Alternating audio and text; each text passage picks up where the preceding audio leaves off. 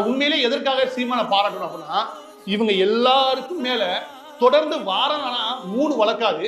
இங்க திருநெல்வேலிக்கு வா, இந்த திண்டுக்கலுக்கு வா, இந்த திருச்சிக்கு வா, இந்த சென்னைக்கு வான்னு ஊர்ல இருக்கிற எல்லா கோர்ட்லயும் சம்மனை கொடுத்து வர வச்சுட்டே இருக்கானுங்க சீமான் அவர். இதே பாணியை தான் விஜயகாந்த் அவர்களை ஒழிச்சு கட்டும் போது பண்ணாங்க.